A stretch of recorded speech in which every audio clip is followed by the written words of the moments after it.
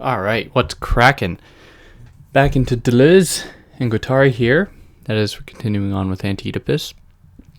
I'll do each of these chapters. There are 4 of them, so you can expect 4 parts. Although the 3rd chapter is long, so that might be might have to break that up a little bit. But we'll see how it goes. So I'll just jump right into this here. Don't want to waste people's time. What they're trying to get at with this chapter, at least as a general preface, is a critique, mounting a really strong critique of Freud, specifically the Oedipus complex. So there are some distinctions to be made here. They don't necessarily take up beef with psychoanalysis as like a practice. What their real aim is this thing called Oedipus that, to put it as simply as I can, just simply is too simple an idea for them. It doesn't encapsulate the workings of what they introduced to us in the first chapter, the idea of desiring production or machines or syntheses and how these things work together. So for them, Oedipus kind of nullifies all that or homogenizes all that and just places everything under the spectral light of mommy and daddy, which for them is simply reductive. So they are not only critiquing Freud for like a number of reasons, and other people have mounted these similar critiques. Like we can hear the resonances of similar things in thinkers like Baudrillard and even Foucault to some extent. But what they do that's really special is that they supplant it with something else. So they are saying that on the one hand, Freud is limited for X, Y, and Z reasons, but we can say that we have a better way to understand the world precisely because we have, we propose that the world is actually like this, for them, kind of schizophrenic framework that they propose as an alternative to the Oedipus or the Oedipalization of the world. So on the periphery, some of the figures they take on specifically are thinkers like Melanie Klein and Jacques Lacan, two thinkers for them that are really that really take up this psychoanalytic framework in a way that for them is wrong, because they say that we have to look at the world in this other way. But we'll get into that a little bit more specifically. But I will say right off the bat, as for the Lacan stuff, I know not as much as I should, so I'm going to be vague going into that, where I'll just present what I think I know, because I know that Lacanians, this isn't like just Lacanians, like for any theorist or followers of any theorist, like it's important to get their ideas right. So I'm going to say off the bat that I'm going to be deliberately vague and just try to deliver the words or communicate the words that Deleuze and Guattari use against Lacan, because that's really my only connection to it. I know it might be bad practice, but I don't have time to read Lacan for now. It's too much of it that one would have to read to actually understand it. So they lay out their project almost as follows, at least in this chapter. They suggest that wouldn't the real difference, and I'll explain what that is in a second, but wouldn't the real difference be between Oedipus, structural as well as imaginary, and something else that all the Oedipuses crush and repress, desiring production, the machines of desire that no longer allow themselves to be reduced to the structure of any more than to persons, and that constitute the real in itself, beyond or beneath the symbolic as well as the imaginary. So what they're trying to clarify here is that their project is not simply in the service of challenging what might appear on the surface of the Oedipal imaginary. So when one thinks of Oedipus, we think of the relationship between mommy and daddy and a child, and specifically how that triad affects the child and has a place within society. So what they say alternatively is that our criticism of Oedipus therefore risks being judged totally superficial and petty, as if it applied solely to an imaginary Oedipus and aimed at the role of parental figures, without at all penetrating the structure and its order of symbolic positions and functions. So I think that this is one of how they get at it by, proposing their alternative view of the world, but it also shows that they are trying to mount a critique that is much more nuanced than what some other thinkers may have been proposing at the time or before then. So one way that they approach this more nuanced endeavor is by taking the unconscious as one example. So they suggest that the unconscious is not something that necessarily symbolizes. It's not something that belongs to the domain of representation so simply. In fact, the unconscious, like everything else for them, and this is what constitutes the real, I'm using air quotes, the real, because everything operates at the level of a machine, where all machines can, be broken down, or all things can be broken down into their machinic functions. So the leg machine meets the hip machine, which meets the torso machine, which, knee bone meets the whatever. The book machine meets the hand machine. The book machine meets the eye machine. The telephone machine meets and it goes on and on. So for them, the unconscious is no different. The unconscious may very well exist. So Freud isn't wrong in that respect. But what it resembles is not a symbolizing apparatus that is somehow removed from its interaction with other things, because that would constitute a machine, right? Because we can think of Deleuze and Guattari as thinkers of syntheses. They think about things in terms of their being recognized not as a thing in itself, right? But as it's having a relationship with another thing that it can form something of a synthesis with. So for them, they want to enter the unconscious into that exact same framework, or that exact same, categorization of a thing, right? So the only way we can understand the unconscious is not by proposing it to be some transcendental thing that doesn't actually have an attachment to anything else, but just symbolizes. It, in fact, has a number of other connections. Connect to the brain machine, to the child machine, to the childhood memory machine, and so on and so forth. So for Deleuze and Guattari, the psychoanalyst, or the Oedipalist, renders the unconscious a theater or a stage for them. Simply a zone that projects other things. That's all it does. It's not, something that connects to other things. It's just like a television screen. So in that way, they characterize the psychoanalyst as being the thinker or the agent of anti-production. That is, they oppose the very logic of machines, because machines produce. They produce perhaps not by virtue of themselves, but by virtue of their coming into contact with other things, other machines. But that is precisely what they do. They produce. Whereas the psychoanalyst is trying to wrest the world from this reality principle. And I don't mean reality principle in the psychoanalytic sense, but the idea of the real, according to Deleuze and Guattari. Trying to take it from that to give it something of a transcendent figure, a kind of transcendent character. Try to make it more than it really is. So if we have a system that is psychoanalysis or Oedipalization that tries to render transcendent, or tries to make law that which is not so, doesn't give itself over to that so easily, then that must rely on some fundamental axioms, because there have to be principles or rules that legitimize these beliefs. So one that they they address is the idea of lack. So if we remember from the first chapter, they express the idea that it is wrong to associate the desire with lack. So desire does not, or they actually make a distinction. They say that kind of oppressive desire is a desire predicated on lack. So desire that where you want something that you don't have, and you feel bad because you don't have it, but that lack is actually, God, my words are not flowing so well today. that lack is actually driving you in some way or other. That is a kind of bad desire.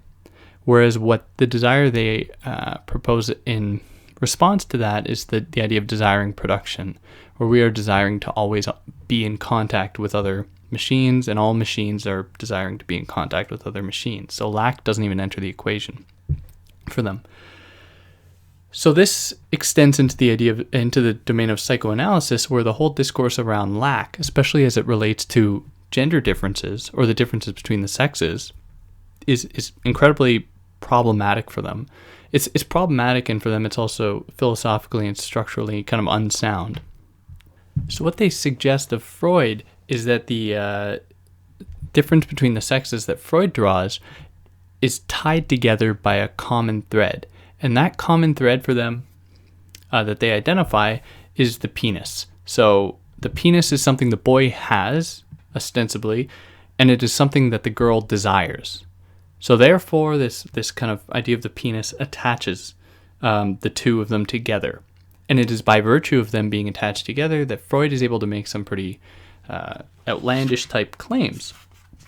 So as they write, this is on 59, something common to the two sexes is required, but something that will be lacking in both, and that will distribute the lack in two non-symmetrical series, establishing the exclusive use of the disjunctions, you are a girl or boy.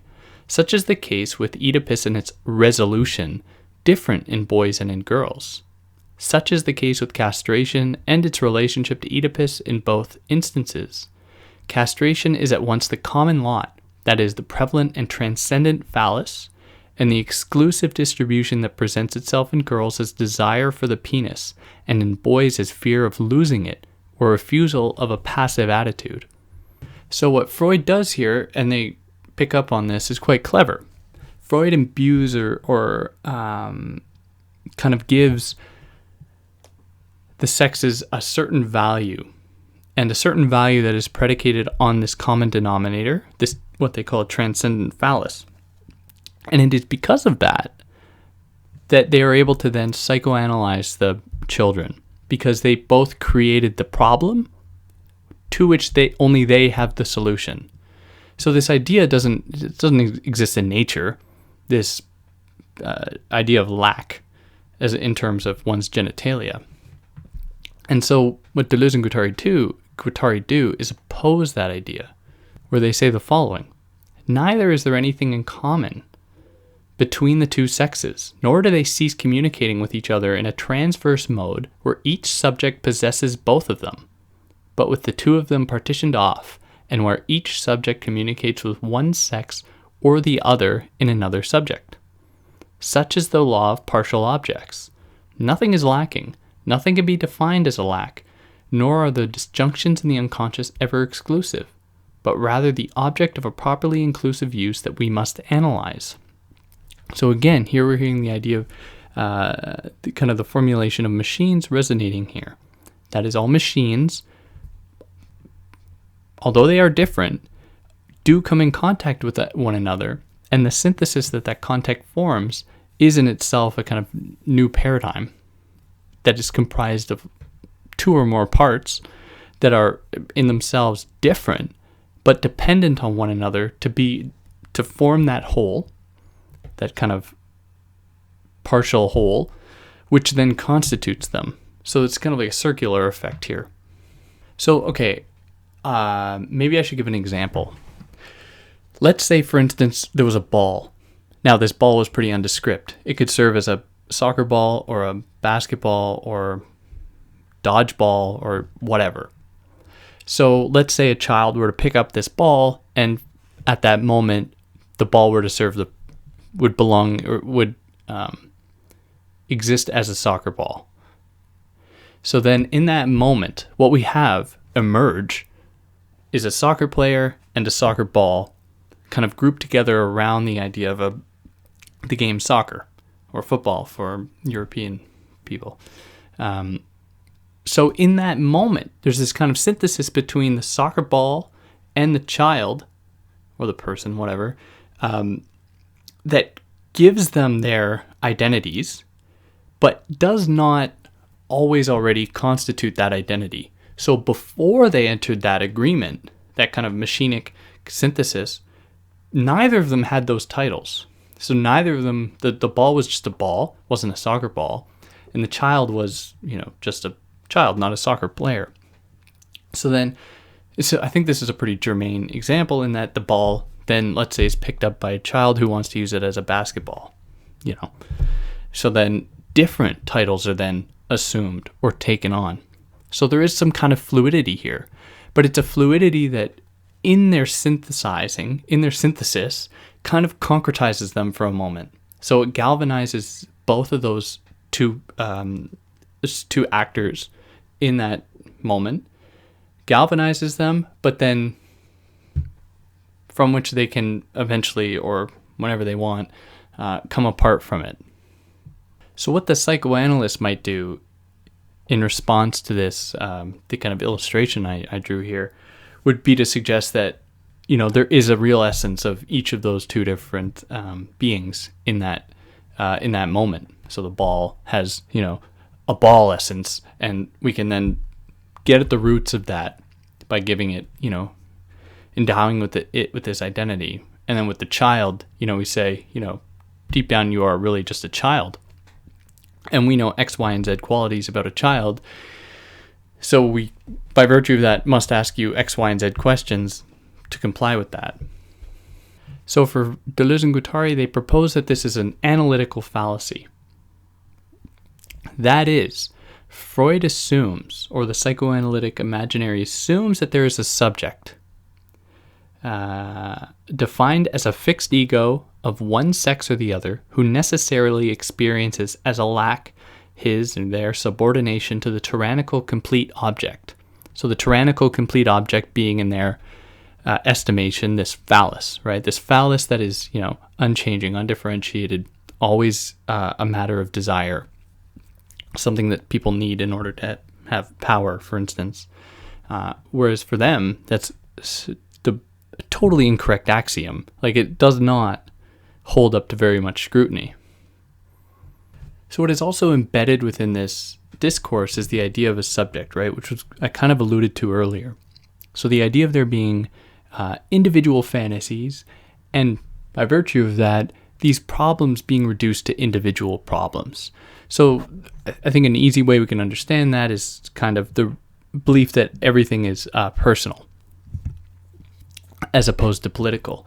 So if someone has a problem with, it's undergoing some kind of issue, the tendency in our Oedipal world is to say, okay, well, let's fix you. Let's straighten you out so that you can then fit within the social order. Let's, institutionalize you or whatever to make sure that you can exist in this world. But that is not the only subject of interest for the psychoanalytic imaginary, because they also consider the way that groups work in this way as well. So, and I actually did that, I think the seminal Freudian text for that on here somewhere, if you look at the channel under the categories under Freud. So the idea for Freud is that generally, to put it quite simply, that group psychology is not about people getting stupider in group settings, and that in fact there's a kind of cohesion between people that is guided by love, and that these people find something in being with others that share a kind of common goal that they can't really get in an individual setting. So what Deleuze and Guattari are saying here is that, okay, well, maybe at first glance, the idea of group fantasy might be a better solution to the individual fantasy, because at least with groups, there would have to be some kind of an acknowledgement of a kind of agreement that has occurred between more than one person with themselves, which would then have to extend beyond the domain of an individual. But for Deleuze and Guattari, that's not the case, where they end up saying that, this group fantasy discourse is really just another homogenizing tool. But that doesn't mean that for them the group fantasy is totally lost, or that the potential behind it is lost. They say, in fact, the revolutionary pole of group fantasy becomes visible, on the contrary, in the power to experience institutions themselves as mortal, to destroy them or change them according to the articulations of desire and the social field, by making the death instinct into a veritable institutional activity. So in this process, one that we could kind of attach to, I think, many revolutionary movements throughout the course of history, the idea that people coming together in groups can have really devastating effects for the formations of power and institutions and law and all that, where they say that the group fantasy, actually I'll jump back a little bit. But group fantasy no longer has anything but the drives themselves as subject, and the desiring machines formed by them with the revolutionary institutions. The group fantasy includes the disjunctions in the sense that each subject, discharged of his personal identity, so I'll say here, kind of stripped of what they've been Oedipalized or kind of projected with in the psychoanalytic imaginary, that is imbued with an ego that, determines who they are. So they are stripped of that in the group fantasy formation, stripped of his personal identity, but not of his singularities, and enters into relations with others following the communication proper to partial objects. Everyone passes into the body of the other, of the body without organs. So the body without organs being they describe at one point as like a slippery thing, being a kind of, I'm going to say blank slate, but I say it with reservation because it's not really a blank slate. But the body without organs is kind of the screen onto which things can be projected. And then by virtue of things being projected, it then houses the meaning projected onto it. So let's go back to the kid with the ball. So when the kid picks up the ball, let's say they're playing in a field, okay? That field operates as a body without organs, where however the kids choose to operate with the ball on that field, on that empty space, on that body without organs, will then determine the body without organs. So you have a child playing with a ball as a soccer player, as a soccer ball, and then the field becomes a soccer field because of these organs kind of being thrown onto it, or these machines existing onto it like that. But this presents a problem. So where does the subjectivity lie in that? Because that would imply that there's kind of like an active subject, determining what will become of the relationship with the ball and the child. Like the child being the one that determines it. But in some ways, the ball might be the one determining it. If the ball has certain patterns on it, like if it has, the kind of curvy lines that you'd find on a basketball, or if it has the checkered pattern of a soccer ball, or if it has a kind of bumpy texture of like a dodgeball or kickball or something, then, in a sense, that ball will be determining what it's used for, and then what the field, the body without organs, what kind of identity it will take on, right? But if we are really just dealing with things in their most undescript way, where the ball really is just a round ball, and the child is just a regular child, we can think that maybe the how these things will come into play with one another is left up to chance to some extent, because it's a game time decision what this ball is going to be used for. Pun intended. All right, so then this gets into the broader question about syntheses. So they present us with 3 syntheses in this chapter. And this is, in my mind, the most complicated thing, and I have trouble reconciling them or figuring out what exactly they mean and how they differ from one another. So they are as follows. There's the connective synthesis, the disjunctive synthesis, and the conjunctive synthesis. So there are 2 ways that I want to try and propose that these things exist. So we can think of these 3 syntheses as being periods of time, where the so-called primitive time would correspond to a connective synthesis kind of formulation.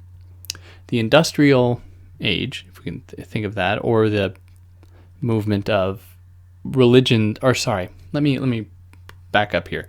So we have in the connective synthesis the primitive age, so the pre-state age.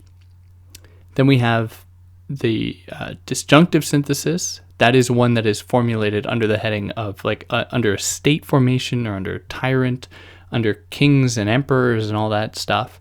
And then the conjunctive synthesis existing under industrialization and capitalism. So, okay, I really hope that I'm not fucking this up, because I'm fairly confident that I'm somewhere around the mark here. So when we think of syntheses in these ways as being temporally contingent, well, let's move through them one by one. So the connective synthesis is the one where people have a direct relationship, in a sense, with all things around them. So the land is something that, determines you to some extent, where the land machine meets the human machine, and then there is like a direct need for that relationship. Think of like hunters and gatherers, for instance, where the people are totally dependent on the land being something that will provide for them, almost because the land has a mind of its own.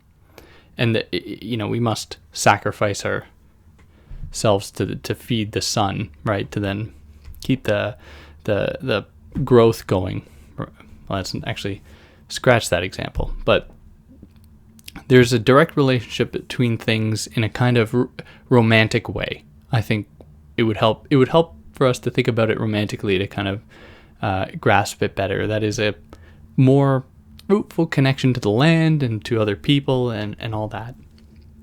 So then comes along the age of the state and the tyrant. This is the disjunctive synthesis age, where then you have someone coming in, that is an emperor, tyrant, or something, who then partitions off the land and says, this part of land has this function, this one has that function, and so on and so forth. And then you people, you slaves, are going to work on this plot of land, and you over here are going to work on this one, and so on and so forth. So it's kind of like the introduction of a caste system, or a hierarchization of this of the land, essentially. So then the land is split up, and by virtue of its being partitioned, and then people being partitioned according to the land, what we have is a disjunction, right? A kind of disconnection between people and between land, where people who are forced into a certain plot of land or a certain area can't be said to have a kind of natural connection to the land, where there isn't a natural synthesis that occurs, but it is a disjunctive one in that it's kind of forced together, like a puzzle piece that doesn't fit into the puzzle, but that, if you hit it hard enough and mold it, you can get it to go in there.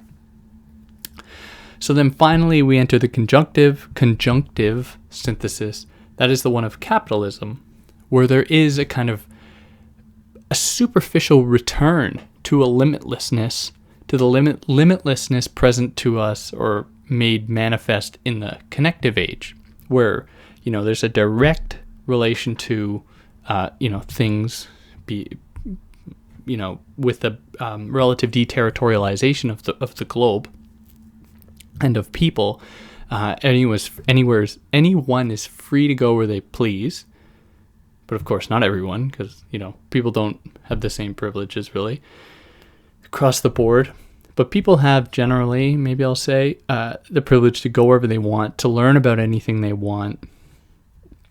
That really represents a new formulation, a new system. But there's also these axioms being placed upon us, or these limits that are placed upon us, but they are limits that aren't necessarily worked from without by like an emperor or by a tyrant or something. Instead, they are very much embedded within the very logic of capitalism, where it's like, liberate yourself, but not too much, or be a revolutionary, but not too much. It's kind of like the Starbucks revolutionary ideals, right? Like, or in the case of Canada currently, like banning plastic, single-use plastic, like as though that's going to make things better, or as though that's going to push us in a better direction. So I think roughly we could think about these syntheses in that way, like as a temporally contingent, or as temporally contingent phenomena. But then I think we can think about them in a more here and now type way, where people, and all things for that matter, always meet up to some extent with these various syntheses. So we can have connective syntheses today, just as we can have disjunctive syntheses and then conjunctive syntheses. So it would be too simple to just say that the so-called primitive age was one guided by connective and then disjunctive or disconnective or whatever, and then conjunctive. Instead, we have to be prepared to acknowledge that all these syntheses are working at all at the same time, but that at various periods, one of them, tends to take command, I would say. So today, us belonging to the logic of the conjunctive synthesis, something like the Oedipal paradigm or Oedipalization might seem kind of strange, because that is a territorializing. That is, it closes off, forecloses possibility, and doesn't really give way to the limitlessness present in advanced capitalism per se. So there's that kind of weird relationship there. But as they tell us in other texts, and I'm sorry I gotta jump to another one, and I've talked about it here with a friend of mine, from A Thousand Plateaus Apparatus of Capture, which I definitely recommend people listen to. But we could understand Oedipus or Oedipalization as what they call a compensatory re-territorialization.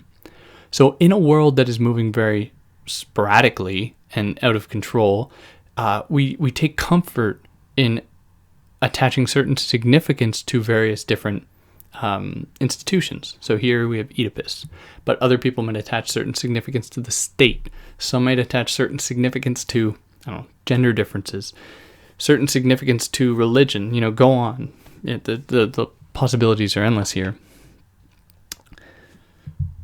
And this really portends, or this sets the stage for a line they give us in the third chapter, which we'll get to next time, where they essentially say that, maybe capitalism is good because it does break down things. It doesn't, foreclose or homogenize. But it's not so simple as that. So don't typing like, oh, you idiot. But better than capitalism for them in crushing the kind of homogenizing tendency of Oedipalization is for them schizoanalysis, or the schizophrenic.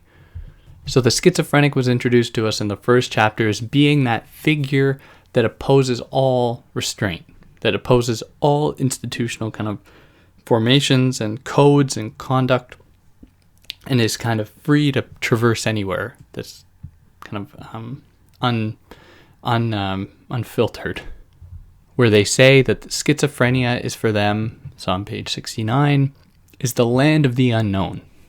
So in this land, binary distinctions come crashing down, like the distinction between man and woman, for instance, where these two fold into one another and blend with one another, really tearing apart the idea about castration and lack and desire. And you can, insert any kind of binary here, will eventually get crushed under the weight of the psychoanalytic deterritorialization or kind of freedom. But I should say that, and I think a lot of people get this wrong, I think a lot of people believe that deterritorialization is a good thing, whereas for Deleuze and Guattari, it's not so good all the time.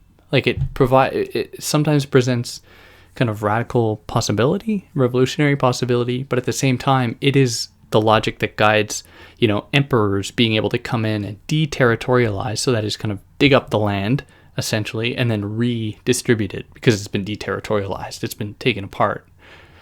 So it's important to know that it's neither, a really good thing, nor is it a really bad thing. Okay, so let's get into one of the more difficult kind of philosophical ideas that they contend with. So they take up Kant here. So they say that Kant was interested in finding out if there was what he called a criteria immanent to understanding that could then distinguish between so-called legitimate and illegitimate uses of the syntheses of consciousness. So, as they write, in the name of transcendental philosophy, that is the immanence of criteria, he therefore denounced the transcendent use of syntheses such as appeared in metaphysics. In like fashion, we are compelled to say that psychoanalysis has its own metaphysics. Its name is Oedipus.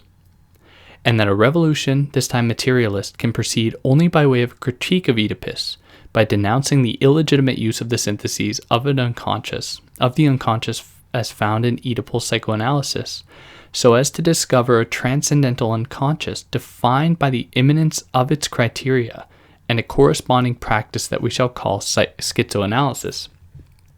So the idea of immanence of criteria is how this criteria, the legitimate form, is found within schizoanalysis because of its materialist, its faithfulness or its fidelity to a materialist mind frame. That is one that is rooted in what they call the real.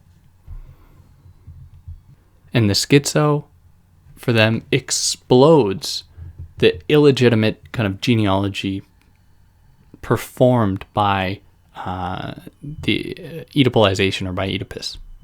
But the existence of the schizo is interesting.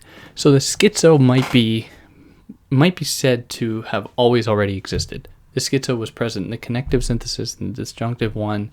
The mad person, as Foucault described it, maybe might fit that criterion. But they also say something kind of interesting. So they suggest that in the psychoanalytic paradigm, that is the Oedipal psychoanalysis, that there is present a double bind. So this is the idea that psychoanalysis essentially just creates the problems that it purports to solve. So there's no actually getting out of it, because according to Deleuze and Guattari, who suggest that according to Oedipal psychoanalysis, either you will be psychoanalyzed and we will fix you and straighten you out, essentially make you proper for society, or you will keep going down the kind of, you will keep being fucked up by your neuroses or whatever, and you will go down that route. So for Deleuze and Guattari, they're like, well, both of these options seem to suck.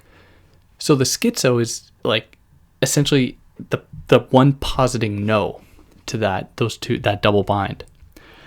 So for them, it is in the sense that Oedipus should be presented as a series or an oscillation between two poles, the neurotic identification and the internalization that is said to be normative. On either side is Oedipus, the double impasse, and if a schizo is produced here as an entity, this occurs for the simple reason that there is no other means of escaping this double path, where normality is no less blocked than neurosis, and where the solution offers no more of a way out than does the problem. Hence the schizo's withdrawal to the body without organs. So the body without organs being that zone that doesn't ascribe by that same kind of predetermined logic. So the body without organs for them was first marked by races, cultures, and their gods. This is on page 85. So races, cultures, gods, all being their own things, of course, represent different intensities or different kind of possibilities or zones of possibilities on the body without organs. And because these things are never galvanized completely, they're never set in stone, they are always in flux, they're always changing. And the person, the kind of schizo figure, is free to move around, free to move from pole to pole. But that, will inevitably lead to conflict, like the ones seen throughout the course of history, where various, identities butt up against others. But that none of these identities are, determined in advance. They are, by virtue of their being projected onto the body without organs, determined. And because that projection is a rather flimsy one, and it's simply a representation, kind of an illustration, it is then susceptible to flux and change, just like the idea that man and woman can be, they fold into one another, change. Any of these different identities can fold together and change on the body without organs. So the schizo is ontologically, so they are, their essence, their being, is much more in line with the movements of reality, because these movements are always determined by these syntheses that are occurring all the time. And like I was saying, these syntheses are what constitute the two poles that make the synthesis, therefore calling into question any the permanence of any of either of the identities of the things that make up the synthesis, that is their being a thing in themselves, gets thrown out the window. Because no structure for them exists prior to these syntheses. So no structure for them exists in the mind, divorced from reality, divorced from material, divorced from these connections, these machines. Everything is instead, and this is on 97, if structures do in fact exist, they do so in immediate reality. So schizoanalysis is highly radical, and for them it is a form of psychoanalysis if we take the kind of the form that psychoanalysis assumes, that is a process of, engaging with someone. It is for them then, or I should say, schizoanalysis therefore does not hide the fact that it is a political and social psychoanalysis, a militant psychoanalysis. So it doesn't shy away from questions that pertain to the social field, the socius. So the goal of schizoanalysis for them is to analyze the specific nature of the libidinal investments in the economic and political spheres, and thereby to show how, in the subject who desires, desire can be made to desire its own repression. So this is Nietzschean, coming out of the genealogy of morality, I think we could say pretty safely, the idea that the ascetic ideal, like someone who says no to themselves or hates themselves, or, wanting to atone for the supposed sins they've committed, they whip their back or hate themselves as an effect. So what they want to say is that schizoanalysis can actually get at the heart of the root of those kind of the hatred of oneself, in order to present like a kind of possibility for anyone, as opposed to the Oedipal psychoanalysis that wants to really close you in, right? It wants to deny you the possibility. So it's no coincidence then, or it's not a surprise that they say that Oedipus depends upon discrimination and it depends upon hierarchy, because these are two things that like things to be closed. They like things to not have contact with a kind of exteriority to them. So here are some of the differentiations between Oedipus and between desiring production indicative of schizoanalysis.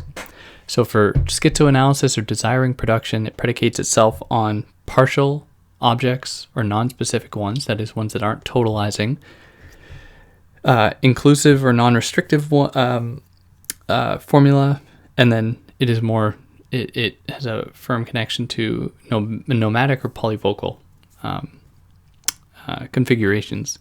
Whereas for Oedipus, what we have are global and specific, we have exclusive and restrictive, and then segregative and biunivocal. So really the way that they bifurcate the two here, I think, is pretty clear. Like one is pretty restrictive and one is much more open. So as opposed to psychoanalysis, as these distinctions might make clear, desire and desire's lack and the Oedipal framework has a very firm connection to all these institutions that comprise this world. So it's no surprise then that there are people that claim that psychoanalysis actually helps to some extent, or it kind of mitigates some of the burdens imposed by these institutions. That is because these institutions set up in advance the problem that psychoanalysis can claim to solve. So one of the ways that Deleuze and Guattari kind of think about that is in terms of prohibition. So for Freud, the idea was that the prohibition of various things, incest, for instance, by the law, would then point to the extent to which they are desired. Whereas for Deleuze and Guattari, they say that it is the law apparatus in its prohibition of something that enters that thing into human desire, that propels it into human desire. So Oedipal desires are the ones that we see in the Oedipal framework are just kind of bait. They're kind of red herrings, to try and convince us of them being real desires, right? being things that somehow transcend our current material situation in favor of these universal, truths. Whereas the schizoanalysis has a much firmer connection to a social field that is not simply predicated by 5 institutions like church, state, family, school, and health, or something like that. Insert anything here, but has a more organic, more holistic connection to the social field as something more than just those things. So these ideas are really explained, I think, in better detail, a little clearer, in 1,000 Plateaus, especially the kind of first few chapters of that. So I definitely recommend, checking those out. But I think on that note, there's not much more to say. If anyone's read this, they would probably, I don't know if they'd agree with me, but I'd say that it's pretty repetitive. Like, there are times when I wonder if it's really necessary for Freud to tell us, or for Deleuze and Guattari to tell us that, Oedipus relies too heavily on the family, or this triangulation between mommy, daddy, and child. But with that, it's still a great chapter, and overall a great book. And next time we'll get into the third chapter. I don't even think I said the name of this. God, the second chapter here. Oh, what's it called here at the end? Psychoanalysis and Familialism, the Holy Family. I don't know why the hell I didn't say that before. But then we'll move into, next time, the chapter on savages, barbarians, and civilized men, which gives like it should be like 3 chapters really, but gives a very detailed account of kind of the development of present day society, from the so-called primitive age through the imperialistic and barbaric ones all the way up to today. So that's a monolith, that one. But on that note, for anyone that listened, I hope you got something out of this. And if you had any comments, you know how to do it. But on that note,